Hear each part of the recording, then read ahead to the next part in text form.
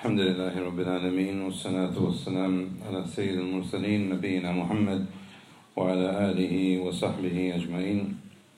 اللهم لا تجعل الدنيا أكبر همنا ولا مبلغ علمنا ولا إلى النار مصيرنا واجعل الجنة هي دارنا وقرارنا برحمتك يا أرحم الراحمين. From the grace of Allah, we finished now 2 books, one in Aqidah and one in Fiqh.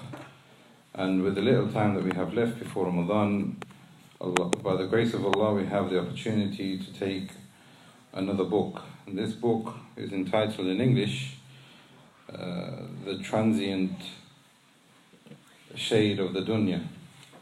It was a rough translation. It's a very short book. In fact, the English translation is not a complete translation of the actual book. He's left out some hadith and some bits of poetry, etc. But it's still very, very beneficial. Why is it beneficial? Because this book is talking about the reality of the dunya and what is its actual status with Allah Jalla wa Ala. And the book is full of ayat and ahadith and statements from the Salaf. And if we think about it, then this should actually be sufficient for us all. One book has ayat of Allah and hadith of Prophet ﷺ, as well as many statements of the Salaf. And these statements of the Salaf, as we will see, are very brief and concise in wording, but deep in meaning. And this topic here, particularly about the dunya, is something that, Muslims generally are losing if they haven't lost it already. Especially those people who ascribe themselves to Ahlul Sunnah. But in reality, as we will see, the statements in the book speak for itself. Salafiyya is tazkiyah. Salafiyya is tazkiyah. Tazkiyah means to rectify yourself. Allah says about the Prophet ﷺ, وَقَدْ كَانَ لَكُمْ فِي رَسُولِ اللَّهِ أُسْوَةٌ حَسَنَةٌ. And he is the Imam of the Salaf. And he was the most pious and had the softest of hearts. But if you look at mankind in general, Allah says, as we all know in Surah Asr, mankind are in loss. So it's not just a fraction of mankind that are negligent in this particular aspect, but it seems as if it's spreading across the world, and it's spreading in a way that is very contagious. All of mankind now are being corrupted by the wasawis of shaitan because they don't understand the true manzila, or the true status of the dunya. To the extent now that you will find some people throughout their daily life just whispering to themselves the whispers of shayateen. Music, entertainment, Twitter, whatever you have, Allah knows best. Their life of the dunya is infatuated by whispers of shayateen. But the whispers of wahi have become very, very rare. The whispers of dhikr have become very, very rare. And this is the actual status of the dunya. Allah has only created us so that we can glorify Him and recognize His true status and try and worship Him accordingly. Ibn Qayyim rahimahullah said that Allah has created mankind and He has sent messengers from Adam until the seed of the Prophet ﷺ. And all of them have come with wahi. And the true essence of wahi is full of tazkiyah. The true essence of wahi is full of tazkiyah. This is a terminology that we need to get used to, if you're not aware of it already. Tazkiyah, like again we're saying, is talking about purifying your heart and your soul and your connection with Allah. And he said that this wahi comprises of 3 core issues. So if somebody asks you now, what is this Muhammad? Who is this Muhammad? Is he a warlord? Does he want to take over our country? Ibn Qayyim says that his whole Risala and the Risalat of all the Anbiya is, or can be concluded into three aspects. Number one, to recognize Allah and to worship Him. This is well known with us as Tawheed, Rububiyyah, Uluhiyyah, and Asma wa Sifat. Number two, he came, and all the Anbiya came with a Sharia. Some of them came with a new Sharia, and some of them came with a continuation of the other one. And the third aspect of Risala and Nubuwah is that they came to talk about the hereafter. Why are you here? What are you going to do while you're here? And what's going to happen to you afterwards? This is the message of Muhammad sallallahu alayhi wa sallam. This is the messenger of Islam from Adam alayhi salam to the last one. So again, this book is very, very important. In fact, I've benefited myself from this book a lot. I used to refer to this book whenever I felt weak in Iman, and I've been reading this book over again. I'm not going to try and say that I've memorized this book, but whenever I've looked into this book, I've benefited. And like we said before, you will, inshallah, benefit from the kalam of the salaf that is in it. And this brings a question now. Some people are saying, why are you talking about salaf all the time? What's your infatuation with the salaf? All the time, salaf. Why do we have to understand the religion according to the salaf? Some people now even saying, no, forget the salaf. Maybe they were wrong. They were just men. The Prophet ﷺ said in a hadith that's been recorded by Ahmad, and many of the ulama have said it is sahih. He said, Salah أول هذه الأمة بالزهد واليقين. What rectified the beginning of this ummah was zuhd. Again, another term that we're talking about, which is very synonymous to tazkiyah, which is rectifying your heart, as well as yaqeen. Yaqeen, we hear all the time also, but again, this is a terminology that I think has become clouded somewhat. Yaqeen, some people say yaqeen, people talk about yaqeen, but what is yaqeen? Yaqeen is knowing who your Lord is, knowing what He asks from you, and knowing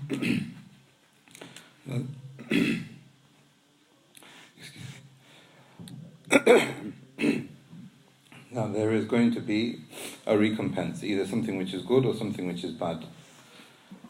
So yaqeen drives you forward. Yaqeen drives you forward. So the Prophet ﷺ said that the beginning of this ummah were not rectified except through purifying their hearts and having full certainty in Allah. And he continued, alayhi salam, وَيُهْلِكْ آخِرُهَا بِالْبُخْلِ وَالْأَمَلِ. And the last of this ummah, we're talking about not men from the ummah, we're talking about everybody. Believers in Muhammad or disbelievers in Muhammad, this generation or the last generation will be destroyed with stinginess and a sense of deservedness, false hope. We deserve the status that we have, we deserve the advancements that we have. So this is why it's important that we refer back to the Salaf, because the Prophet ﷺ clearly said that the only way that you're going to rectify your situation individually is if you have zuhd and yaqeen. And this is tantamount to history. If you look at the books of history, there are thousands and thousands of imams that are recorded from very early on in their lives until the day they died. Why? Because they had tazkiyah. They purified their hearts. So the ink has dried on their names, but their names and their legacy lives on. They were obedient to Allah, they were pious. They upheld the religion only because they had a pure heart. Those are a few thousand from this ummah, from the time of the Prophet ﷺ until now. How many people have walked on this earth in that period? Billions. all of them are lost and forgotten. Irrelevant. They had no tazkiyah. They had no legacy. Allah didn't put any barakah in their lives. And they've just lived, they've come, they walked on the earth and they've gone.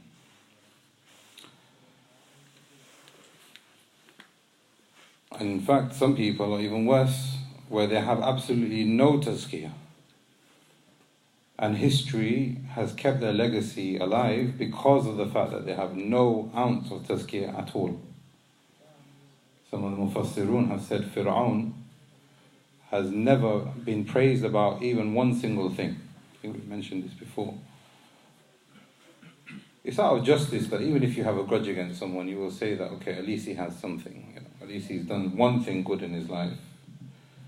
Some of the Mufassirun have said that Fir'aun is not been narrated that he was praised for anything. Absolute no tazkiyah. And his name lives on without there being any khayr in it. These are the terminologies that we're talking about in this book. Tazkiyah, well, the genre of this book. The whole book is about the dunya. So we will find some of it will be repetitive, some of it will be, repetitive. But the whole genre, if you take a book, for example, Sahih Bukhari, that fits into the genre hadith. Kitab al-Tawheed, Tawheed al-Aqidah. So this genre that here we're talking about here is known to the ulama. There's many different terminologies that have been used. From the beginning of this ummah, they used to refer to it as zuhd. In fact, there's over 10, nearly about 15 books written from the very early stages of Islam about zuhd. One of the first to write about it was the great Imam Abdullah ibn Mubarak. He has a book which is called Kitab al-Zuhd. Then Waqi, then Imam Ahmad, then his student Abu Dawood, Ibn Abi Dunya, Abu Hatim, Hamad, Bayhaqi, and the list goes on. They gave importance to this topic. So what is this topic of zuhd? What is this topic of tazkiyah? Ibn Taymiyyah rahimahullah said, linguistically, tazkiyah refers to an-nama. An-nama is for something to be growth. An-nama refers to growth. Tazkiyah is growth. So he's talking about this topic will create barakah in your life, and it will create an extra amount of goodness within yourself, internally and externally. And as we can see, this is an important topic with the Salaf themselves. And this definition itself tells you, how important this topic is, to the extent that Ibn Hajar, rahimahullah, said, Al-Musnad of Imam Ahmad, which is roughly around 40 volumes that we have collected today, he said initially 1/3 of it were hadith talking about zuhd. 40 volumes of books. He said 1/3 of it was about zuhd. He said unfortunately a lot of it has been lost. So again, we're going into a book which is talking about the dunya, and it's very effective and very profound because it talks about the dunya in the light of the Quran and Sunnah and the understanding of the best of this ummah. But before we go into it, what is the dunya? Some of the ulama have differed as to why the dunya is called the dunya. Some of the ulama have said that dunya refers to something which is dana. And dana is asfal, something which is underneath. Now this could be physically or it could be metaphorically. Physically, because Jannah is at the top, ihbitu minha jami'a, take you out from Jannah and go down to the lower place. When Adam was expelled with the shaitan and his wife Hawa. But metaphorically, it refers to something which is meaningless. And this is profound, as you will see in the book. There are many examples from the Salaf which refer to this meaning. Others from the ulama have said dunya refers to dunya because it is something which is qareeb, and dunya means qurb al-shay. So if you bring something forward to somebody within arm's reach, is dana. Allah says in Surah An-Najm, فَتَدَنَّا Dana fatadanna. When he came close to the Jibreel, he was arm's length against Jibreel. So he became very close to him. The point is that the dunya is very close to you. It's very easy for you to reach, but it really doesn't bring much khair. So this is a brief introduction. I feel that it was necessary so that we can see why we are studying this book and the importance of studying this book. Overall, because there's a lot of negligence about this book within the fold of Islam and also externally. And bi'idhnillah, whatever the problems we are having in our lives, whether it's sins, whether it's a musibah, whether it's a calamity, whether it's something that you feel that you're not fulfilling your potential, you feel that somebody has oppressed you, whatever the situation in your life, I don't think there's anybody here who's free of any kind of worry. This book will put that into perspective for you. Bi'idhnillah. So I'll leave Akh Hassan to begin with the introduction. The Almighty Allah, the Exalted, says describing this world, "Truly, the life of this world is nothing but a quick passing enjoyment." Can you read the introduction first? From the author himself. The translator who translated this book, he gives a brief translation as to why he translated it. Again, like we said before, the actual Arabic copy is about 80 pages and the English one comes out to be about 40, so he's left out a lot.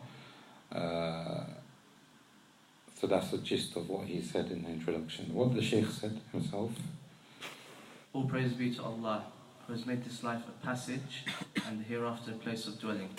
May Allah's peace and blessings be upon the most honourable of the prophets and messengers, Muhammad sallallahu alaihi wasallam. The people nowadays are pouncing for worldly benefits as if the purpose of their creation were to compete over the worldly materialistic gains and to collect them. They forgot a day when they will return to Allah. This book is the seventh in the series of Where is Our Place compared to these people, the Salaf. The title of the book is The Life of This World is a Transient Shade, in which I present the viewpoint of our ancestors and how they regarded this life. They were certain that this life is a passage, a station after which there is going to be a definite departure, then a reckoning and recompense. So in this introduction, the Shaykh is giving you a basic illustration as to why he wrote this book. It's to place the dunya with its given place and for us to understand why we have been created. And unfortunately today people have become extremely excessive or extremely negligent as to their purpose in the dunya and seeking the dunya. And even within Islam we will find those people, the Khawarij, are excessive in seeking the dunya, because what they want is to seek authority. So they will declare another person a kafir so that they can take his authority. They will declare another person a kafir so that they can take his wealth and that there is no honor left for him. He is excessive in the dunya. He's not doing this for the sake of Allah. And then there are those people who are extremely negligent in the dunya. And they say, we don't want the dunya. The dunya is nothing. And we will find this with a group of the Sufis who will say that the dunya means nothing and we should become completely independent from the dunya and live a lowly life. And the Shaykh said that both of this is incorrect, because Allah has created us so that we can worship Him. The Almighty Allah, the Exalted, says describing this world, "Truly, the life of this world is nothing but a quick passing enjoyment, and verily, the hereafter, that is the home that will remain forever." Allah says in the Quran, إِنَّمَا هَذِهِ الْحَيَاةُ الدُّنْيَا مَتَاعٌ وَإِنَّ الْآخِرَةَ هِيَ دَارُ الْقَرَارِ. This life of the dunya is just something which is passing, and the life of the akhirah is the life which is stable. Imam Sa'd in tafsir of this ayah said that the ayah actually means that this life is enjoying for a brief period of time, but then it will fade away and it will decay. And this is the nature of all creation. So Allah says here, here darul qarar, which is that the akhirah will not fade away. So he said, don't be deceived by this. Don't be deceived by the dunya. Look how he has begun with the book. It's a straight up warning. Don't be deceived. He has also warned mankind of of the trial that children and possessions represent, saying, and know that your possessions and your children are but a trial, and that surely with Allah is a mighty reward. So now he's alluding to another reason why people will cling on to the dunya, and this is because of wealth and children. Allah says in the Quran, Surah Al-Anfal, وَاعْلَمُوا أَنَّ أَمْوَالَكُمْ وَأَوْلَادُكُمْ فِتْنَةٌ وَإِنَّ اللَّهَ عِنْدَهُ أَجْرٌ عَظِيمٌ. That they are a test for you. Is he going to proceed? This is what some of the Mufassirun said. Is he going to proceed with his wealth and his children over the religion of Allah, or does the religion of Allah and the Akhirah have more of a status with him? So they've said now that the dunya, your life in the dunya, is an amana to you, is entrusted to you. Because this ayah doesn't mean that we don't have wealth, and it doesn't mean that we don't have children. What it means is we live in this dunya with our wealth and our children, but it's a trust for you. Are you going to deal with it properly? But unfortunately now, that trust has been lost. Children don't have the tarbiyah. There's no respect. People are indulged in technology to the extent that the woman and the man will start cheating on their partners, and houses are destroyed, and everything now becomes about looks. How good do you look? How good is your car? How good is your house? It's about the dunya, because now they have fallen into the fitna. The fitna of wealth and the fitna of children fulfilling their desires. The Almighty Allah forbids us to long for what He has bestowed on others. And strain not your eyes in longing for the things we have given for enjoyment to various groups of them, polytheists and disbelievers in the oneness of Allah, the splendour of this life of this world, that we may test them thereby. وَلَا تَمُدَّنَّ عَيْنَيْكَ إِلَى مَا مَتَّعْنَا بِهِ. Don't look at the dunya with these people, whatever they have, whether it's possessions, whether it's something that your heart wants, the opposite gender. Maybe it's something something that you want which is permissible but is harmful for you. Don't strain your eyes at that. And this is giving you the concept. The Shaykh is giving you now, the ayah actually itself is giving you the concept. If you look at this house, or you look at this thing which is haram for you, and you look at it lustfully, then you will chase it. If you look at it lustfully, then you will chase it. But if you look at what this thing actually represents, that the dunya is going to pass, and that thing there in front of you is going to pass, and there's going to be one thing that remains, which is your deeds, then you will place that thing that you want in its correct place. And our Shaykh Sa'd gave a very good example of this. He said, for example, you see a nice house, mansion, millionaire, beautiful house, and he's put walls and everything is there in front of you. And he spent so much money in beautifying his house and the walls and everything there. But if you strip it back, if you go back each stage, not forward each stage, don't look at how you can advance it and make the house bigger and better in your eyes so that you can compete with him in it, or you can wish to have what he had. Go back in stages. So what was the wall before? What was the house before? It was a series of bricks. Where did the bricks come from? Came from mud. Where did the mud come from? Came from dust. That house, that mansion in front of you is just a collection of dust with some paint and all these other things to make it look that it's good. It's going to fade away.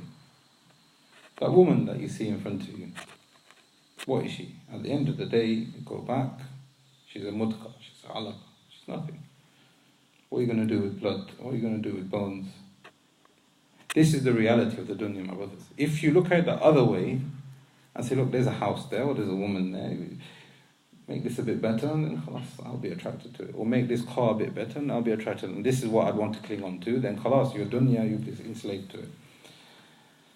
And then you will keep moving on to the next thing, which your desires will worship for you in the dunya.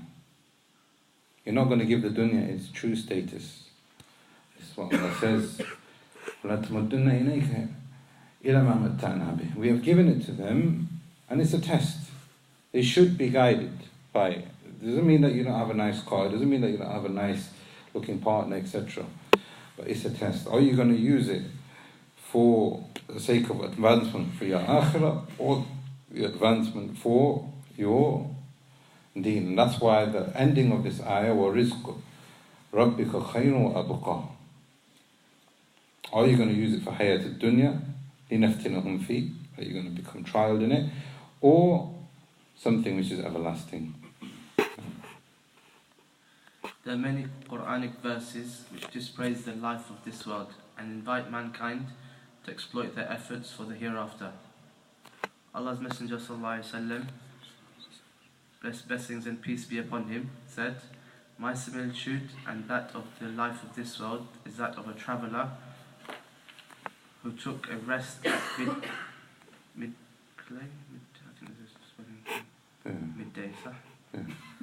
midday under a shade of a tree and then left it." Noted by Ahmad, Tirmidhi, Ibn Majah and Al-Hakim. The Prophet ﷺ said, also urged the Muslims to prepare for death and to take provisions for the hereafter. He said, "Be in this world like a stranger or a wayfarer," noted by Bukhari. Whenever we see the people pouncing for worldly, legal and illegal benefits, we remember what the Prophet ﷺ said: when the Almighty Allah gives a person whatever he loves of the worldly benefits, despite his disobedience, then that is a gradual enticement.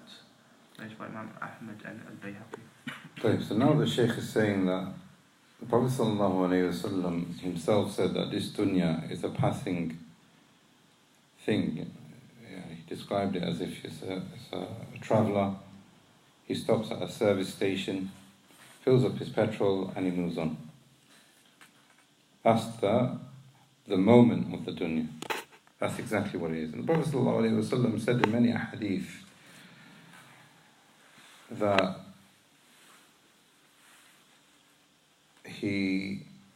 Aisha radiallahu anha said that the Prophet ﷺ used to eat bread, and that bread was extremely hard. And towards the end of his life, they used to just live off water and dates. He is the example of how we should see the dunya. Ibrahim, and he is the dua, he is the answering of the dua of Ibrahim alayhi salam. After he built the Kaaba, it's been narrated in Surah Al-Baqarah, him and his son Ismail, they supplicated to Allah, رَبَّنَا وَابْعَثْ فِيهِمْ رَسُولًا مِّنْهُمْ يَتْلُو عَلَيْهِمْ آيَاتِكَ وَيُعَلِّمُهُمْ الْكِتَابَ وَالْحِكْمَةَ وَيُزَكِّيهِمْ. This is the house that we have made. These people are coming and they're going to live next to your house, Ya Allah. Send from them a person who is a messenger, and he's going to recite your ayat. Give him a book, give him hikmah, and purify them. Muhammad sallallahu alayhi wa sallam was a purification and a response to this dua. He's the imam of those who left the dunya and forsook the dunya. Like we said before, his bread was hard. Most of his life was on dates of water. When he used to sleep, the mattress used to leave a mark on his sides, to the extent that Umar radiallahu anhu saw it and he started to weep because of the pain that he thought the Prophet ﷺ was going to. But my brothers and sisters, there's nothing wrong with the food of the Prophet ﷺ. There was nothing wrong with the wife of the Prophet ﷺ. She wasn't deficient. She wasn't somebody that you come home and think, you didn't cook, look at the mattress, can't you make a better mattress? The Prophet ﷺ is teaching us to not be attached to the dunya. He's teaching us that if you make your pleasures just in the dunya, you will never be sufficed. He's teaching us that the pleasure is in the akhirah. And being given here in this dunya doesn't equate to pleasure. You could be a millionaire, you could be a billionaire, but it doesn't equate to pleasure. That's what I said in the hadith. If you see a person, يُؤْتَى عَبْدٌ مِنَ الدُّنْيَا أَلَا مَعَصِيهِ مَا يُحِبُّ فَإِنَّمَا هُوَ اسْتِدْرَاجٌ. If if you see somebody who's been given from the dunya and he has plentiful, but he's not using it for the sake of Allah, then this is just an accumulation of badness for him. Istidraj is a gradual sense of torment and humiliation, whether he will get that in the dunya or in the akhirah. We ask Allah's protection. Those who hold on to the false life of the world, yearning for material benefits, may be distracted from obedience, worshipping and performing their religious duties on time and in a perfect manner. The Prophet ﷺ said, "The hour of resurrection has drawn near, whereas the people have become more greedy for the life of this world and more remote from Allah." How many people do spend on their phones? How many cars do they drive daily? How much time do they spend walking around in the malls and town, driving around? And how much? The Prophet ﷺ, the hour is close. The Prophet ﷺ signifies that himself. But what has happened is that people have clung on to the dunya even more, despite the Imam being there in front of them. So the more we chase the dunya, the more we are leaving the sunnah of the Prophet ﷺ. And the more we're regressing back into Jahiliyyah. And many of the things you find in Jahiliyyah before the Prophet ﷺ, he came to eradicate, and they did eradicate, are coming back. And now it's even worse, because it's spreading throughout the dunya with the speed of light. But nothing happens from this except that they get further away from Allah. And they become even more engrossed into the dunya. Collecting worldly benefits by legal means and spending them for legal means is worship that brings a person closer to Allah. But collecting them by illegal means or spending them for illegal ends leads only to hell. Yahya ibn Mu'adh, radiallahu anhu, may Allah be pleased with him, said, "I don't order you to abandon life, but to abandon sins." This is one of the Imams of the Salaf, Yahya ibn Mu'adh. He's quoted a lot in his book. He's saying, don't leave the dunya, that's not the purpose. But I'm telling you to leave your sins. Yeah, what do you say? Abandoning life is a virtue, and abandoning sins is a duty. So your need for this latter is greater than your need for the former. How can you have any virtue in the akhirah without having any kind of dunya? So from this first beginning, this opening chapter, is as if the Shaykh is saying, enjoy life. Nobody's saying don't enjoy life. Enjoy life, but remember that your purpose is to worship Allah, and that you don't have an attachment to the dunya itself, and that you use this dunya to purify yourself. But beware also that there are people around you who have lost this purpose, and they will try and engross you in that purpose that they believe is correct. Allah says in the Quran, وَيْلٌ لِلْمُشْرِكِينَ, hellfire or curse is upon the mushrikeen. What does he say next? الَّذِينَ لَا يَأْتُونَ الزَّكَاةِ, those people who don't purify themselves. Some of the ulama have said zakat refers to the actual paying of zakat, and others from the Mufassirun have said that zakat here refers to wanting to purify yourself, wanting to see the status of this dunya as what it is. Ibn Taymiyyah, to summarize this all, says that Tawheed is the asal of all tazkiyah. Tawheed is the asal, or the origin of all tazkiyah. Without Tawheed, you cannot know your purpose in life, and you will never be purified in yourself. You'll always have a level of impurity inside, or some kind of false attachment to something which is impure. Dear brother and sister, this life is full of benefits and fortunes. The land on which man constructs his dwelling and grows his food, drinks, dress, etc., all represents the nourishment for man's body and soul proceeding towards Allah. Man, of course, cannot do without these vital necessities. The one who takes from these necessities only according to his real need, as commanded by Allah, is saved and praised. But whoever takes more than necessary for himself fails into covetousness, which will lead him into harm instead of benefit, and consequently divert him from the right path towards Allah and the hereafter.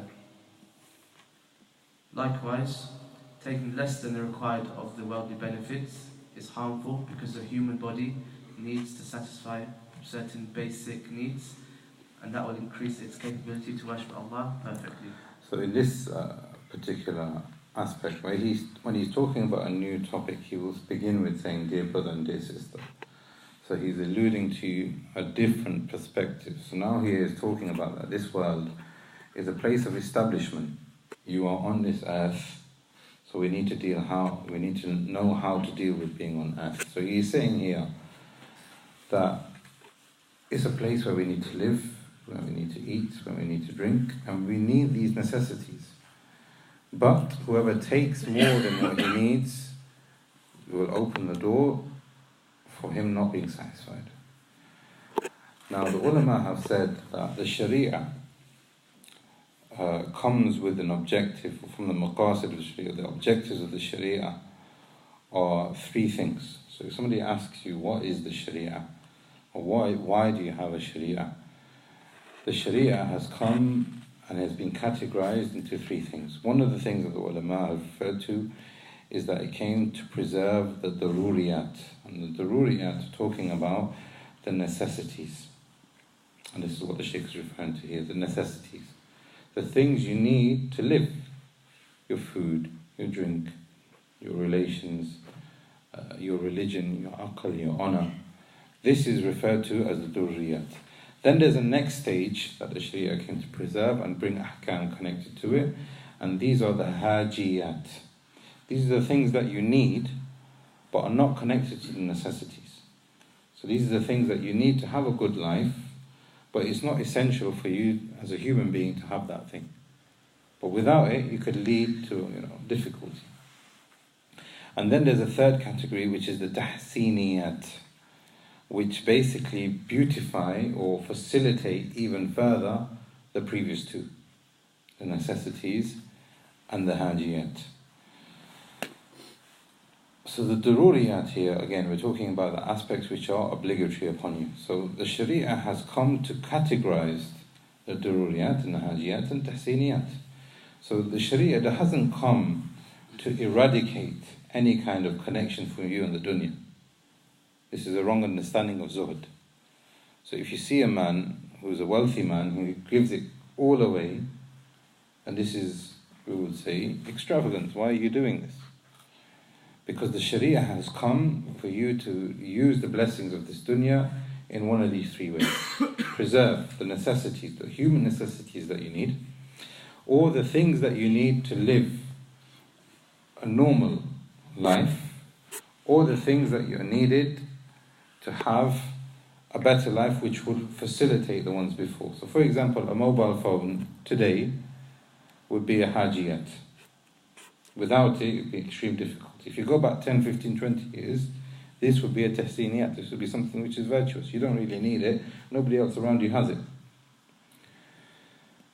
But this phone now can assist you to support your daruriyat, ties of kinship.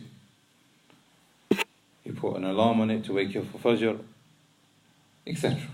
It can be used to support. So now the point here is, that the Shaykh is alluding to, is that the idea of zuhd in leaving the dunya is not a correct idea. Zuhd is to use the dunya for what will benefit your akhirah. Zuhd is to use anything that Allah has given you, even if you're a multi-millionaire, if you use that wealth to benefit your akhirah, that is zuhd, because you are not attached to the dunya. You are attached to the akhirah.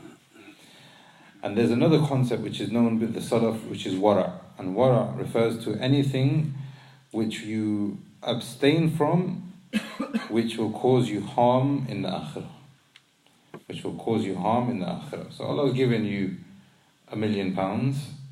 What do you do with it? You think, now, if I'm going to spend this money doing this, Allah might not be pleased with me. So I will not do it.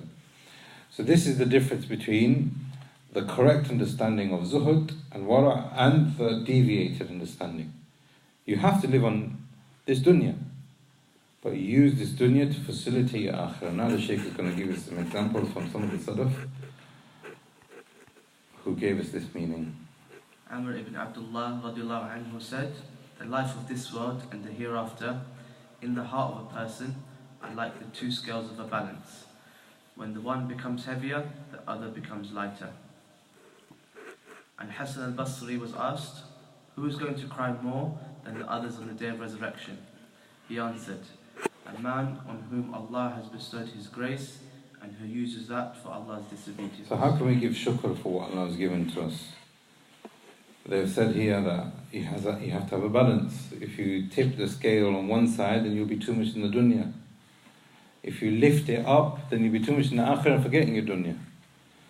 Hassan al-Basri said that Allah has given you something in the dunya, and that could be against you on Yawm al-Qiyamah. So how can we facilitate what Allah has given us in the dunya, whether it's something which is material, your house, your car, your clothes, or it's something which is maybe somewhat abstract, relationship with people, the love you have for your family. How can we use that to facilitate a place in the akhirah? The ulama have said that you recognize that this is a ni'mah from Allah. You don't think it's from yourself. You don't think it's because you were supposed to be here in the dunya and you were supposed to have that virtue. No. This is being given to me from Allah. I will use this. Number two, I will use this in obedience of Allah, not disobedience. I have children, I will not give them the mobile phone and let them do what they want with it. I will not neglect them. I will not say, come to me and then just leave me. Okay, how many parents are there now?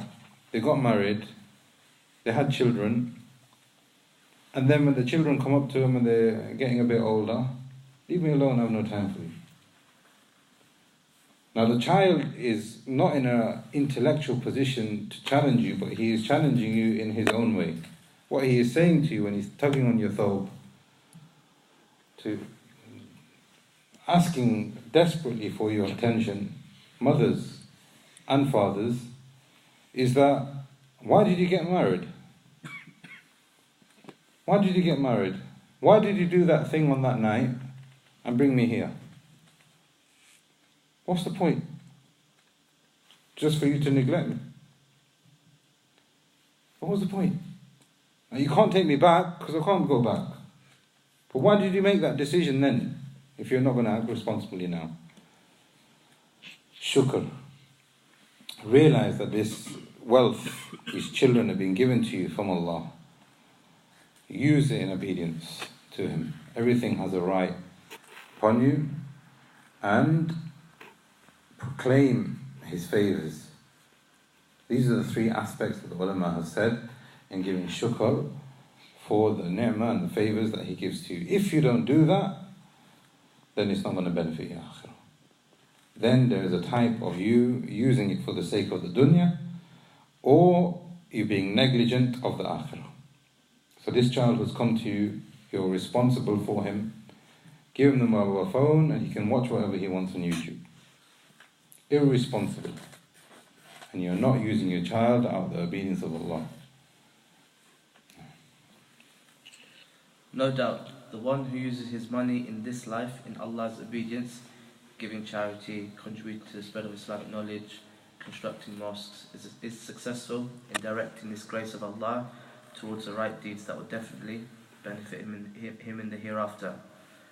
Man by nature loves collecting money, gold and silver, running for that purpose here and there, from birth to death. What will he attain? And where is he going to finish? The dunya is needed for you to facilitate your akhirah. This is what the Shaykh is saying here. Without sadaqah, without ilm, without masajid, without reminding one another about the akhirah, without earning a living so that you can help people, how are you going to facilitate this religion? It's not possible. You need the dunya. But he is saying that we need to use the dunya to support the deen and support your akhirah. Life will never continue on one pattern and is always changing, from richness to poverty and from happiness to sorrow, This is Allah's way with His creation, but the people are running after a mirage, each for a known number of days and years that will expire. Ibn al-Qayyim, rahimahullah, has said, basically to summarize this here, is that people have become engaged in the wasila and they have forgotten the ghaya. They have become engaged in the vehicle, but they have become negligent of the destination. If you're going from Leicester to London, you will sit in a car or some kind of transport. When you sit in that car, or that train, or whatever the mode of transport is, are you going to sit there and think, this is very nice, let me build a house here, let me get married here? Doesn't make sense. This is what's happening here. When we become attached to the actual means and not the destination, this is when you will not reach the destination. You will hold on to the means. And this is how people have become distracted from the purpose of their creation and how they have misunderstood the time, the dunya. A poet made an image about the life of this world, saying that it is like a dead animal encircled by a number of dogs pulling, its part each in a direction. If you avoid it, then you are safe. But if you decide to pull apart for yourself, the dogs will be your rivals.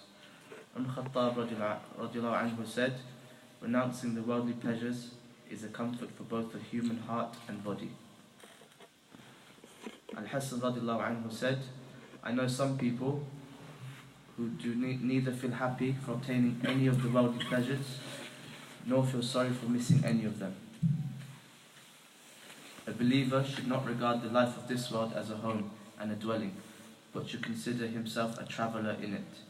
This is a good understanding and the fruitful knowledge. Okay, so look at the parable between dogs, something which is najis in its saliva, and all of them are surrounding this carcass, which is maybe dead meat. The meat itself is haram, and all of these entities which have najasa in them are pulling at that. If you're going to, this is the status of this is the parable with some of the salaf of the dunya. If you're going to look at this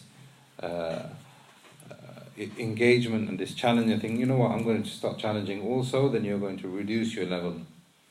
You're going to reduce your level, and you're going to reduce the level of the dunya also. And then you will end up using meat, which is not correct for its not correct purpose. There is halal meat, but you're going for the carcass. And this is why some of the ulama of the mufassirun have said in Surah At-Teen, وَتِينِ وَزَيْتُونَ تُرْسِينِ وَهَذَا بَذَلَ لَقَدْ خَلَقْنَا الْإِنسَانَ فِي أَحْسَنِ تَقْوِيمٍ. We have created you in the best manner. This is your default, this is your fitrah. قَدْ خَلَقْنَا الْإِنسَانَ فِي أَحْسَنِ تَقْوِيمٍ ثُمَّ رَدَدْنَاهُ أَسْفَلَ السَّافِلِينَ. He will debase himself by shirk. He will debase himself by shirk. You engage with those dogs for that carcass, you're debasing yourself. Yahya ibn Mu'adh radiallahu anhu said, how can I love this life? A sustenance is decreed for me, in which keeps me alive and helps me perform the deeds of obedience that will lead me to paradise. Such are the people who should be happy because of the way they regard life, but not those who live in luxurious palaces, neglect worship, and reject every deed of obedience. So now the Prophet ﷺ also used to seek istighfar with Allah, even though all of his sins were forgiven more than 100 times a day.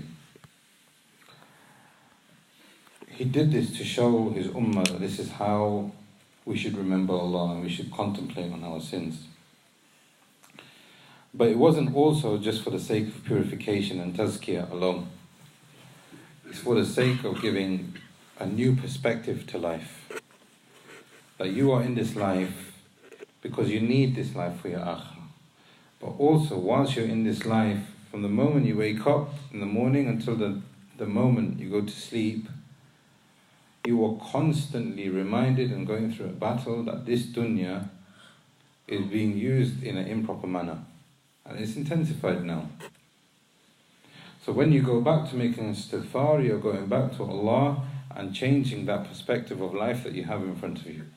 This dunya is not the purpose. It's not the objective. And whatever hardships that you're going through with it, or whatever difficulties and whatever challenges, or whatever kind of difficulties yourself you're having to repel the dunya from coming to you, then know that through this istighfar and going back to Allah, you will attain taqwa and tazkiyah. And this is how you will succeed. Allah says in the Quran, إِن تَتَّقُوا وَتَصْبِرُوا لَا يَضُرُّ كَيْدُهُمْ شَيْئًا. That if you have taqwa and you have patience through taqwa, then the plots of the shayateen that are calling you to do all of these things in the dunya will not affect you in the slightest. Abdullah ibn Umar radiallahu anhu said, the life of this world is a paradise for a disbeliever, and a prison for a believer. When a believer dies and departs from this world, he feels himself like a prisoner who is released to go freely on the spacious earth. This is the parable of the dunya, and we've seen this before also in the story of Ibn Hajar with the Jewish man. Ibn Hajar was walking past a Jewish man, and the Jewish man was a person who used to press olive to create olive oil. And we know that oil presses, when they press, it's very messy. Clothes, very dirty. Their bodies become very dirty. So this Jewish man was an olive oil presser. He was his living. And he used to do it, and as we know also, to create oil, sometimes it can take a lot of effort. Day and night, he's working to earn his sustenance, and he's got a very messy job, and he doesn't really like it. Ibn Hajar, on the other hand, whilst in Egypt at that time, was very wealthy, and he surpassed him on a daily basis, with the nicest of clothes and the most beautiful of scents. So similar to this narration where Ibn Umar says, Dunya jannatul kafir wa sijnul mu'min, the Jew said to him, didn't your Prophet ﷺ say that you are supposed to be in a prison while I'm supposed to be in Jannah? My status in the dunya is Jannah, and your status in the dunya is a prison. So look at you, you're living a life of ease and wealth and enjoyment while I'm stuck here pressing oil. So how do you understand this hadith? This man is not a Muslim. Ibn Hajar said, the status that you have right now is a Jannah compared to you and what you got prepared for you in the Akhirah. And what I have prepared for me in the Akhirah, this is just like a prison. The man became Muslim. He immediately realized the purpose of the dunya. The dunya is not material, the dunya is in your heart. The dunya is in your connection with your Lord. And now here we have Ibn Umar saying the same thing. Who was Ibn Umar? Ibn Umar was the son of Umar al-Khattab, the leader of the Muslims, Amir al-Mu'mineen. Spent a long time with the Prophet ﷺ.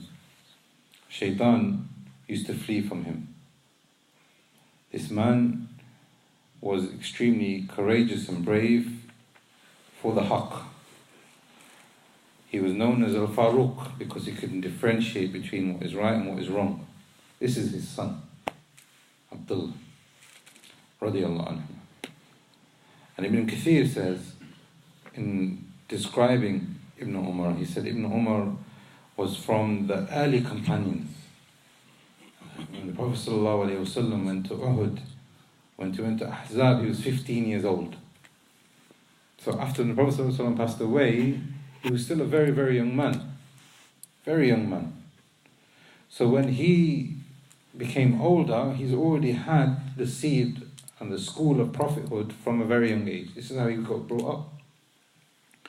So when he actually matured, Ibn Kathir said, he was actually somebody who was very virtuous.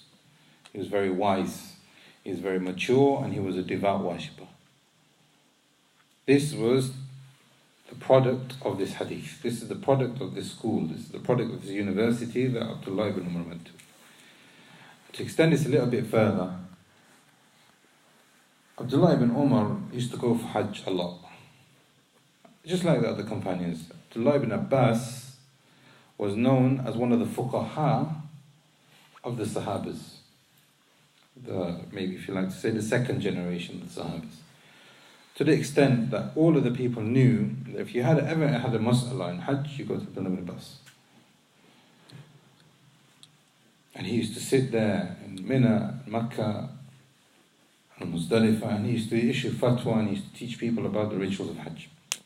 It's been narrated in Muslim that people used to come to Abdullah ibn Umar and ask him questions about the Hajj, not Abdullah ibn Abbas. Why? Shaykh Abdul Karim al-Qudair said that if you look at the characteristics given to Abdullah ibn Umar, he was virtuous, he was wise, he was extremely knowledgeable, he was extremely good character, he was a devout worshipper. This is what attracted the people coming from a far distance, thousands of miles, on foot. They come to Makkah. Who do they seek out? They seek out that person. Not because he's the son of Umar. It's because the dunya for him was a prison, and he made this apparent. And he had to actually tell people, go ask Abdullah ibn Abbas, don't ask me. No. O people, the arrows of death are pointed towards your chest. The arrows of death are pointed towards your chest right now. Right now. There's a narration, I'm not sure if it's in here actually. Imam Ahmad was asked, how are you? And the answer that he gave, the person was shocked. So every day I wake up, I don't know if Allah has told me to do certain actions, but I don't know if He's happy with them. Imam Ahmad memorized 100,000 hadith. And then he said, this man who asked him how you are, he said, the Prophet ﷺ has left behind a sunnah and I don't know if I'm following his sunnah. He's memorized 40 volumes, his Muslim. That's what is preserved.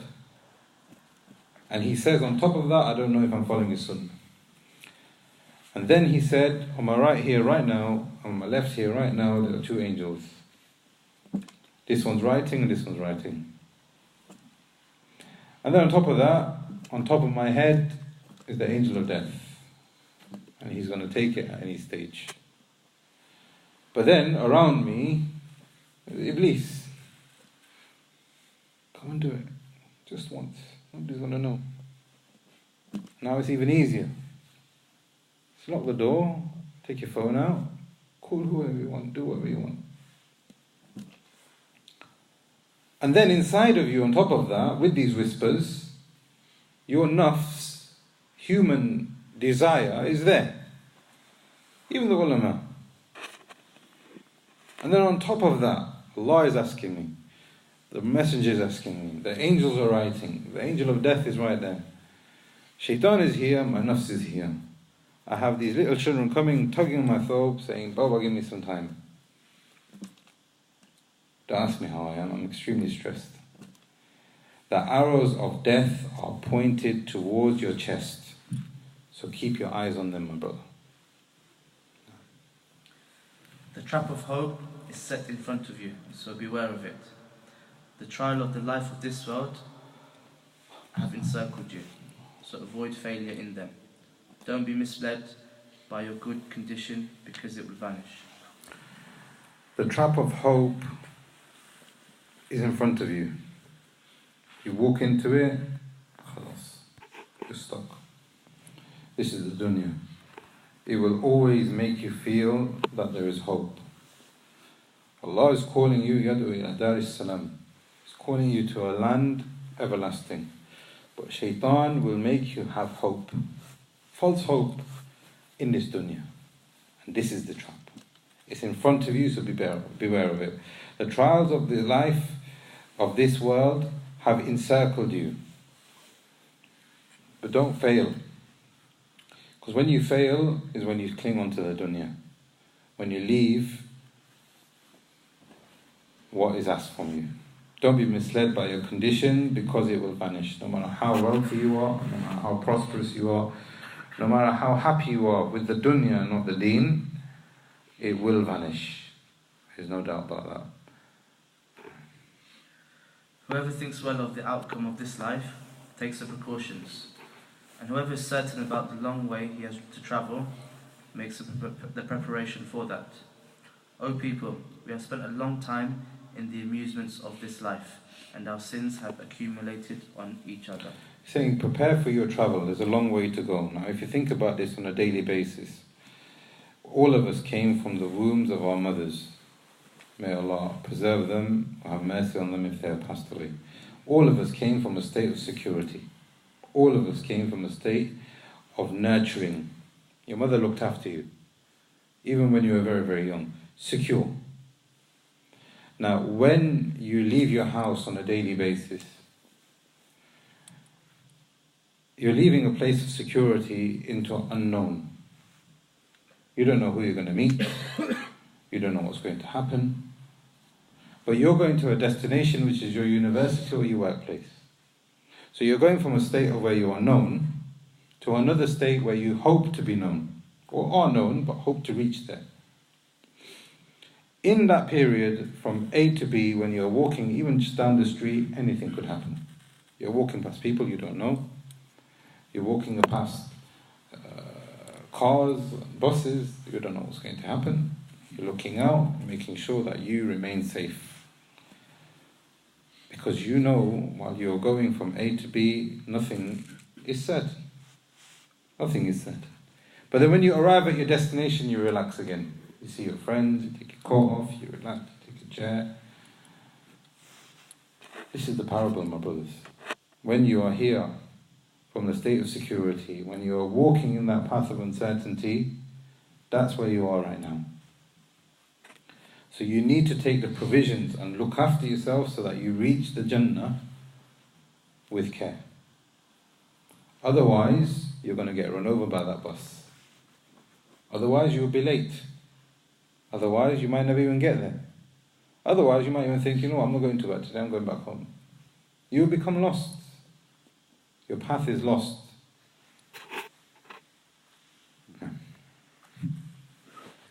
Dear brother and sister, where is our place in comparison to these people? The Shaykh is now going to talk about in this chapter what is the foundation of all kinds of goodness in the dunya. So he's saying, where are you connected to the Salaf? They had the goodness in the dunya. They didn't have technology. They didn't have electricity. They used to travel for months for one hadith, get there, find out it's weak, and then they come back. They had to go long distances just to use the bathroom. For us, we can go anytime we want. Wanted food, just open the fridge. They actually had to get the food themselves, but they were happy. They were humans. Now, the more advancements that we think we're making, the more diseases we have. The more breakdown is there in society, the more breakdown that we have in communication, the more breakdown that we have as intellectual human beings. We're being dehumanized. The Salaf were optimum humans, and they were happy.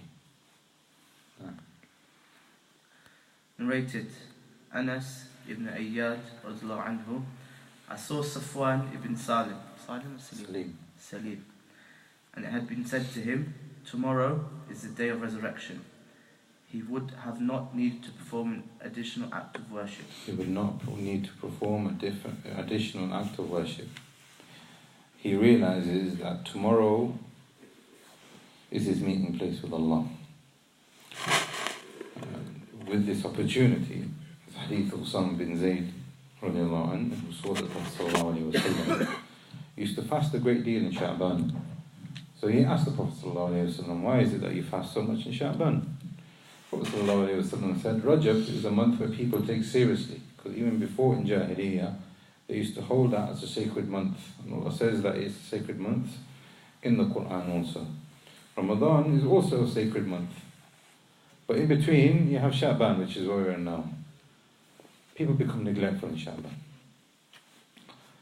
So, and in this month, your deeds are presented to Allah. Sha'ban is a month where your deeds are presented to Allah. So I like for my deeds to be presented to Allah while I'm fasting. This is the answer that he gave to Usama bin Zayd. The ulama have said that there is a weekly presentation of your deeds to Allah, there is a daily presentation to your deeds to Allah, and there is an annual presentation to your deeds to Allah. In this month, it could be right now, it could have been yesterday, it could be tomorrow, it could be when you get home. Above the seven heavens, your name is going to be mentioned. To your Lord, Rabbul Alameen. And every single thing that you did from April last year, roundabout, until now, is going to be mentioned. He did this, he did that. Good deed, bad deed. Enthusiasm, laziness. Bad thought, good thought. Everything in front of your Lord. Anas ibn Iyad said that as for Safwan ibn Salim, live life like this. He's ready. He wants to meet his Lord tomorrow. He's happy to meet his Lord. And if you're happy to meet your Lord, the Prophet ﷺ said, He will be happy to meet you. Yani Allah Jalla wa Ala will be happy to meet you. So where are you in the dunya, my brothers? How amazing our situation is. This life is leaving us and the hereafter is coming towards us. But we keep ourselves busy with the one that is leaving and turn away from that which is coming, as if you're not going to arrive and settle therein. Every single second that goes by is gone. You can't take that back. That second just gone, it's gone. That Maghrib that we just prayed now, is it possible for you to say, oh Allah, Maghrib on this Friday, the 27th of April, can I do it again please? Not possible. 1 o'clock this Friday, whatever you were doing, oh Allah, can I have that back please? Not possible. Every single moment that is gone from your life is being recorded against your name and it's gone. Taken away from you. That book is written and is rolled up and you're being pushed forward. You can't get it back.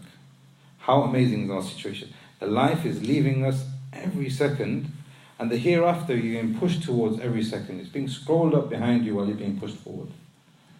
But we keep ourselves busy with the one that is leaving us and turning our way from the one we're being pushed towards. It's like you're running up the elevator the wrong way.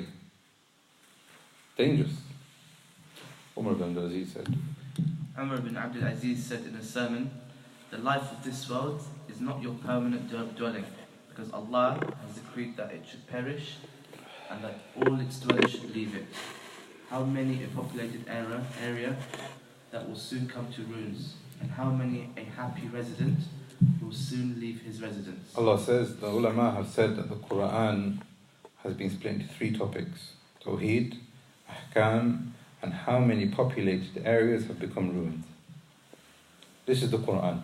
Somebody asks you now, what is this book about? Tawheed. To know who your Creator is and why I should worship Him alone. Number 2, how do I worship Him? Number 3, what happens if I don't worship Him by looking at the populated areas that have now soon become ruins? How many happy residents have left their residence? Fir'aun, when he left his palace, do you think he was happy? Of course he was happy. He was ecstatic. On the day before Badr, they were drinking alcohol and having women dancing in front of them. Tomorrow, they're going to meet their fate. They're going to be going into a fire which is eternal. 24 hours from enjoyment, being boastful, clinging on to this dunya, as if nothing is going to stop. Eternal happiness he feels. But then, a moment later, he's in his grave. And this is what I'm saying, my brothers, that this book is very beneficial because it gives us insight as to what the dunya is. Like we said, everybody has a weakness. Everybody has a cause. Everybody has something they need to ask Allah. But this puts it in perspective. Tomorrow you're not going to be here. Work towards that. Give this dunya its true status. If you give it more than it deserves, then you're going to be engrossed. You should therefore leave this world in the best way you can, and the best of provisions is piety, since the life of this world is neither a home nor an abode for the believer. It's not a home. You're not supposed to live here. Like we said, if you sit in that car, you're traveling to London, who in their right mind says, let me make a kitchen in this car? Let me make a bed in this car? It's not possible. This is not a home. And if you use it as a home, then you're using something which is not appropriate. And we think about this on a daily basis. One of the ulama said, if somebody says to you, here's my mobile phone, go dig a hole in the garden for me, please. Would you understand that instruction? It doesn't make sense. Why are you giving me a phone to dig a hole? I need a shovel, I need something else. You're not using the purpose of the creation correctly. He should be in it either a stranger whose objective is to take the required provisions and return home, or a traveller who is residing nowhere and who is proceeding day and night to reach a country of residence. This is why some of the ulama have said that when you leave the dunya, they refer to it as travel, but others from the ulama have referred it to as hijrah. And hijrah in the Arabic language and with the terminologies used in the Sharia is tark al-balad li bald akhar, is to leave one land for the sake of another land. You're not going back. Hijrah, the true hijrah, is your hijrah to Allah. And some of the ulama and the Quran itself refers to al-ma'ad. Inna farada alayka al-Qur'ana liradtuka ila ma'ad. We have given you this Quran so that it can prepare you for your ma'ad, your return. It's a one-way destination. So yes, it is traveling. Yes, you are going to, like the Shaykh said, or Umar ibn al-Aziz rahimahullah said, a traveller who is residing nowhere, but is proceeding to another place of residence. You are leaving. It's much more deeper than that. You're actually leaving everything behind. There's nothing from this dunya that you can take from you whatsoever. So it's more profound than that. The people are wrestling for the worldly pleasures. Some lose their religion, others forget their children. Hatred becomes common and rancor is sown between them. Rancor is difficulty and hatred and enmity is sown between them because of the dunya. If this dunya was actually something which is good, then this definitely wouldn't happen. You can see the consequences of something by the characteristics of those people who do it. Whether it's the dunya, whether it's football, whether it's music, whether it's something else. If there is khair in this thing that they engaged in, this thing that they love, then you will see it in the characteristics. So now, he's saying here that these people are wrestling with the dunya. And because of which, some people, they lose their religion, others forget their children. How profound is this today? He's saying you lose your religion either by forsaking it outright, or you seek to change it. Now if you look at the beginning of Surah Baqarah, Allah begins Surah Baqarah by talking about those believers. Hudan lil-muttaqin. This book is a guidance for those people of taqwa. Then he moves on to the people of nifaq. And the people of nifaq, within the context of these ayat, are two types of nifaq. One type of nifaq is where they want to change the religion, but they say, "Innama nahnu muslim." We're only doing something which is good. But they are changing the dunya. They are changing the religion. But when they are with their friends, وَدَخَلَوْا مَعَ الشَّيَاطِينِ قَالُوا إِنَّ مَعَكُمْ إِنَّمَا كُنَّا مُسْتَهْزِئُونَ. We are with you in corruption, but with those Muslims we're just having a laugh and a joke, pretending. This is one type of nifaq. And the other type of nifaq is where they actually appear to be good, but they are not actually good. And this is the parable of the thunder. When the lightning comes, mashofi. When everything is obvious, they will come and they will pray. وَإِذَا أَظْلَمُوا قَامُوا. When it becomes dark, no action. So now we have two types of nifaq. Here, these people, some of them are wrestling with the worldly pleasures, and this nifaq has intensified now. Some people are saying that you need to change religion. Some people are saying that you need to become more relaxed. Some people are saying outright, forget the religion. Some people do it in the name of religion, other people don't. Some people, they lose their religion. Others forget their children. Hatred becomes common and rancor is sown between them. This is the fruit of their dawah. Prophet ﷺ said in a hadith that he doesn't fear for us leaving Islam. He doesn't fear for you genocide. He doesn't fear for you anything. He said, "Ma al-faqr akhsha alaykum." He goes that there's nothing that I fear for you except that. He says, I don't fear poverty for you. He says, I don't fear poverty for you. But he said that the biggest thing that he does fear for you is not you falling into shirk, it's not for you. He said that these people before you, they were given the dunya and they began to compete with it. The people of the book, and the people who had prophets, the people who had messengers, they went into the dunya and they started to compete with one another in the dunya. What happened? They were destroyed. What I fear for you is that you will be given the dunya and you will compete with one another and you will be destroyed. This is how hatred and rancor is sown in between them. Now he's moving on, the Shaykh is talking about the meaning of tawakkul. So he says, my brother, my beloved brother, he's saying the meaning, basically this aspect of the book here, he's talking about how you can have tawakkul. And it's not tawakkul in the sense that, you go back to Allah. We talked about this before in Thalathatul Usul, but here he's talking about how a tawakkul can help you prepare for the akhirah. The poet said, man should take the minimum possible of the worldly pleasures, because he is leaving for a fixed appointment.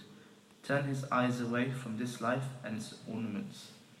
Make all the efforts to keep away from its lusts, because it is a place of temporary pleasures and trials, and all the people in it will perish. Okay. This is from the Salaf. Your place here in the dunya is going to end. Bilal ibn Sa'd. Bilal ibn Sa'd said, O people, you are not created as to perish, but you'll be shifted from one house to another. The point here is that Allah has not created us, put us on earth so He can destroy us. It will get destroyed, but that's not the point. The point here is He's put you on earth, but you will perish. But you have been created so that you will be pushed from one land to another land. What did He say? As you have been shifted from the back of the bone to the mother's womb. Did you have a choice in that? Did you have a choice when your father, akramakumullah, when your father had relations with your mother? Did you have a choice in that? You don't have a choice in that. You went as a cell from the backbone, from your father, into your mother. You were pushed. No choice. The next thing. And from there to life. Then to graves. Then your mother pushed you out of her womb into the dunya. Did you have a choice? Is there any way that you could go back? You were pushed. You're here now. This is the only period in your existence where you have free will. You don't have a choice when your father pushed you. You don't have a choice when your mother pushed you. The angel of death is going to come and he's going to push you. Any moment. Any moment now, he's going to push you. This is the meaning of the dunya, my brothers. After that, you're going to get pushed into your grave. No choice. You're going to get wrapped up, you're going to get washed, you're going to get put down.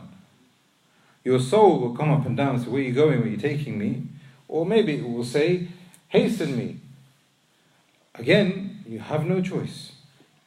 When you put in that grave, you have no choice. Those angels will come, they will ask you the questions.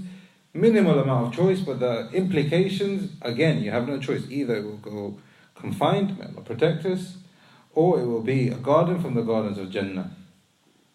Then the call will happen, the trumpet will be blown, everyone will stand in front of their Lord, naked and circumcised.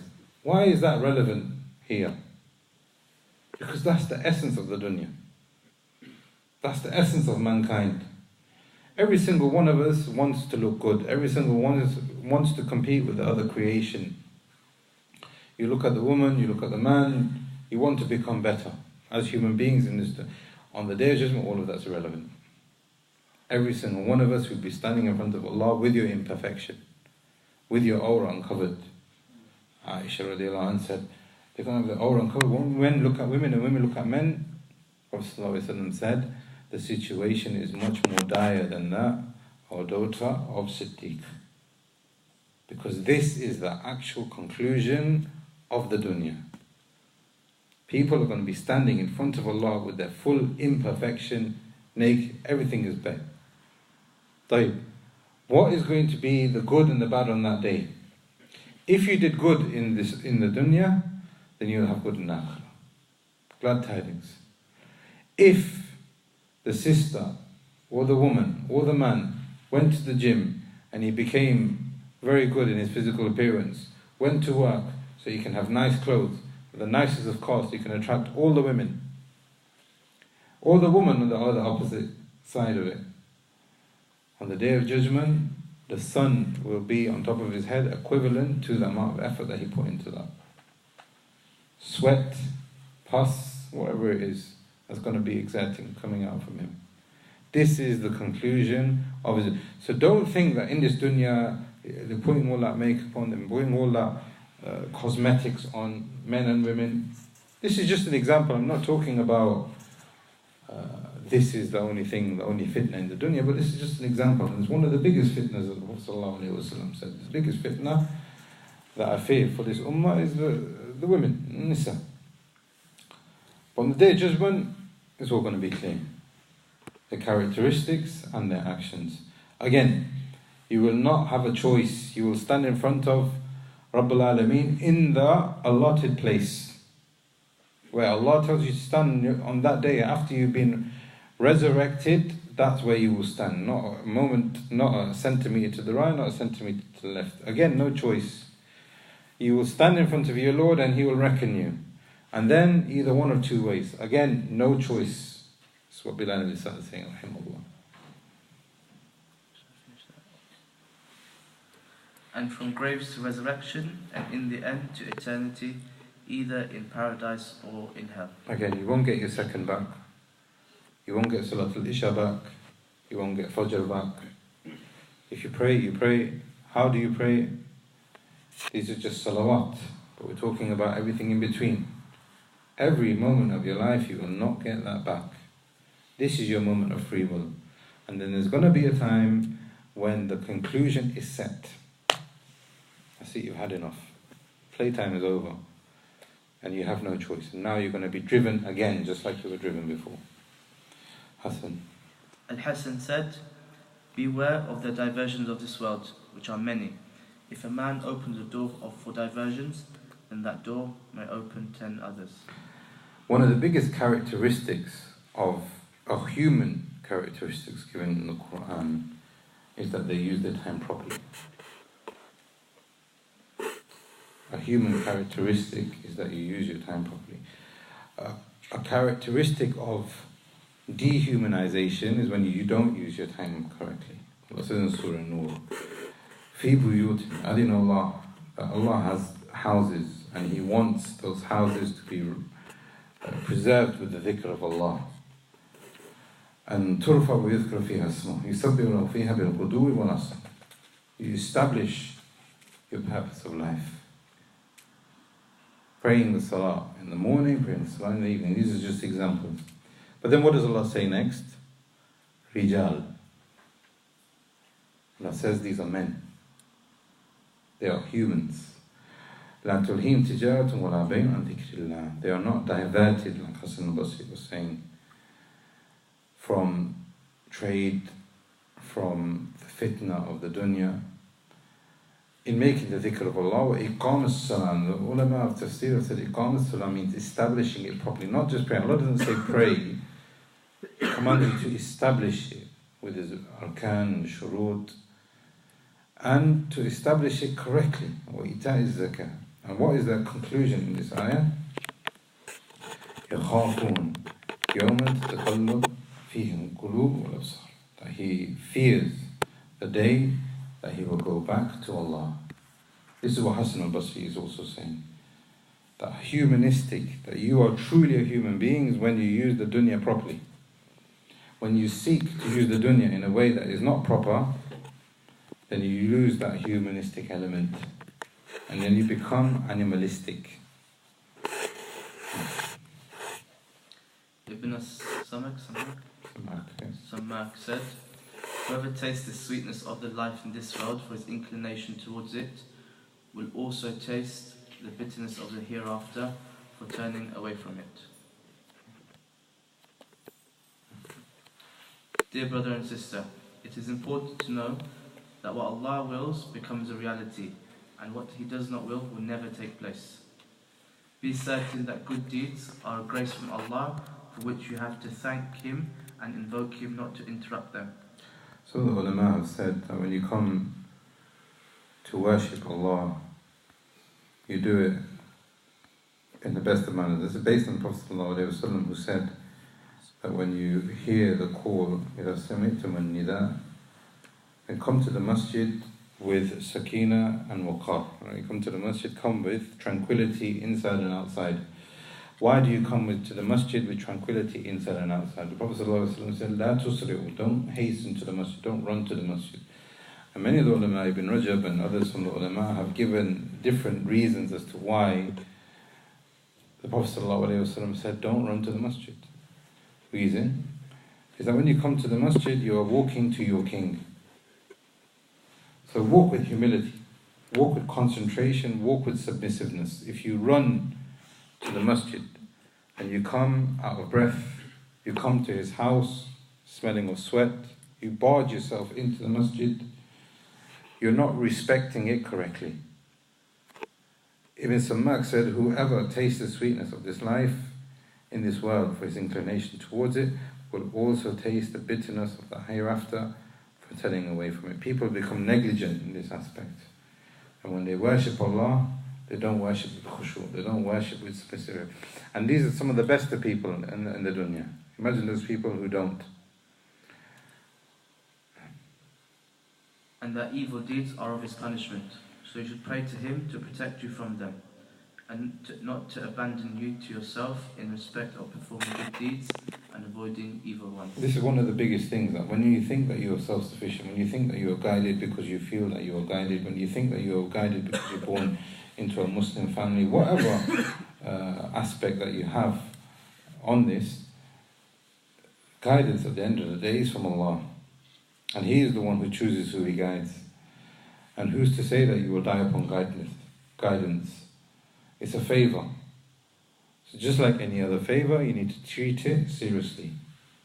And you need to maintain it with submission and with concentration and humility.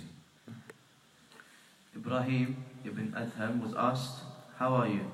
He said, "We patch the life of this world by tearing from our religion. So neither our religion remains, nor what we patch. Blessed is he who prefers Allah, his Rabb, Lord, and renounces the life of this world for what he expects as reward in the hereafter." So you ask a man, how are you?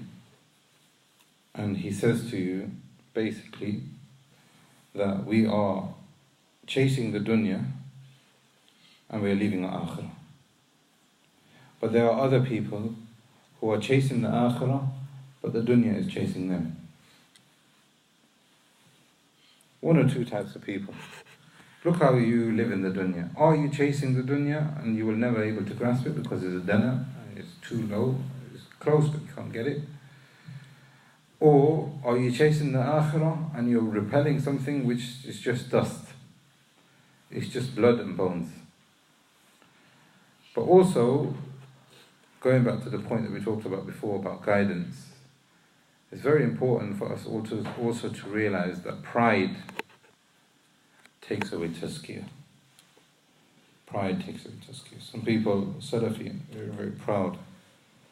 Some people are Salafi and they feel that they can talk about other people in a degrading manner. Some people feel that they are Salafi and they feel that they don't need to smile in the brother's face or need to be charitable to another brother or help the other brother. Pride takes away tazkiyah and it creates hardness and it removes humility. It removes religiousness from a person. This is what Allah says in the Quran, لَا تُزَكُّوا أَنفُسَكُمْ. Don't think that you are guided because you feel that you are the one that has guided yourself. Don't think that whatever you're doing is guidance and it's tazkiyah. You're only guided because of the favour and the will of Allah, and maybe it could even be a punishment against you. No. The signs of the love shown for the life of this world are love of its people, favoritism, flattery. Sufyan al-Thawri said, man's love for the life of this world is shown in the way he greets people. Sufyan al-Thawri said, you can tell a person whether he loves the dunya or not in the way he talks to people. The Shaykh continues, he says, and he explains this, he says, look at a chaste poor man. This man, he is poor, but he is religious. Nobody talks to him. Nobody cares about him. People greet him so warily as if fearing that he may pass poverty to them. I'm not even going to give him salam because his poverty might be contagious. His low status can't have anything to do with this man. But see how the people welcome a rich man, even if he does not perform a single prayer. Not one salah. Never once did he say, Rabbi Firli. Never once did he become humble and submit to Allah, but he is held in status because his money. They stand up with him, smiling faces. This man's rich. Welcome him, come into my house, smiling faces. And each one hopes to greet him first. I want to be his closest friend. Note the difference between a man who is so great as seen by Allah and another one who doesn't even have a weight of a mosquito's wing in his life. This is the reality of the dunya. This is the explanation. But there's another explanation I want to allude you to. Is what Sheikh Sa'd Hafidhullah said. And he said in one of his durus, he said that the doors of lawful rizq has become closed. Extremely difficult for you to get halal rizq. The doors for haram rizq is wide open. Chase the dunya as much as you want. If you go back even just a couple of decades or even just one decade, it wasn't like this. It wasn't this intense. And now, what we're seeing now is that there are so many loans and credit. Everybody's just living off loans and credit, haram wealth. What's the result? What's the lesson that we can learn from this? Is that the more the dunya is open for you, you think that you're getting better. Nice car, nice house, nice. Everything's on credit though, everything's haram. The more the barakah is being taken away. So the more you feel that you've got, you actually haven't got. And what happens is when you end up indulging, you are left with nothing. Indulgence leads to nothing. And the Shaykh also said, similar to what the Shaykh has said here also, he said people look at poverty and they defame poverty. A rich person, nobody cares. But a poor person, nobody cares. But a rich person, he doesn't even give a penny. He doesn't even need to give a penny. Just because he is rich, he doesn't need to aid you in any way, but you will respect him. He's never done anything for you, but you will respect him. And the Shaykh said, what's worse than that? He's never even prayed to Allah. If you look at this, nothing benefits the person. In fact, he's burning himself and he has no zakat in the dunya. The Sheikh moves on to another chapter, but before that, there's an aspect of the book which hasn't been translated, where the Sheikh goes on to say they praise him, this rich man, and they say good things about him, and they see him as being somebody who is good because of his dinar and his dirham, because of the wealth he has, but he doesn't even think to pray. But those people who are steadfast on their prayers, steadfast in giving and fasting, nobody asks about them. But they are kings with the people of the heavens. In the dunya, those people who have wealth are not recognized in the heavens. Those people are poor and steadfast are recognized in the heavens. And there's a narration that we're going to end with today, bi'idhnillah, of Salman al-Farsi. Salman al-Farsi, radiyallahu anhu, said when a person makes dua to Allah, or when he's making dhikr, or when he's reciting the Quran, that action is taken up to Allah by the angels. When the angels hear that person's voice, they rejoice. What do they say to one another? We know that voice. It's that voice again. It's that voice again. It's him again. This time he's doing dhikr. This time he's doing Quran. This time he's spreading khair, speaking to people nicely. This is that same voice. Salman al-Farsi said, what they do with the belonger of that voice is they start making the same dua for that person until it reaches Allah. Oh Allah, my son, he's going through some difficulties. Please aid him. He gets carried. If your voice is recognized, the angels will take that and they will make the same dua, repeating. Till it means Rabbul Alameen. Quran, dhikr, dua, your voice is recognized in the heavens, my brothers. How amazing is that? It doesn't matter what happens in the dunya. You could have 1 penny to your name, you could have a few pounds to your name, you could be somebody that's completely irrelevant in the dunya. What matters is your attachment to the heavens. Salman al-Farsi says, but there could be somebody who never calls out, never makes dhikr, never recites Quran. When he wants to do it, angels say, who is this strange voice? Voice of a stranger. Let's pass it on. Irrelevant. This is what the Shaykh is saying here. In the dunya, he doesn't even need to spend a penny, but he has status. But the poor person who is connected to the akhirah, who is connected to the heavens, his situation is elevated. I ask Allah to make us of those who strive for the akhirah and realize the dunya for what it is, and make this a beneficial sitting and make it not the last sitting. هذا والله أعلم وصلى الله على نبينا محمد وعلى آله وصحبه أجمعين.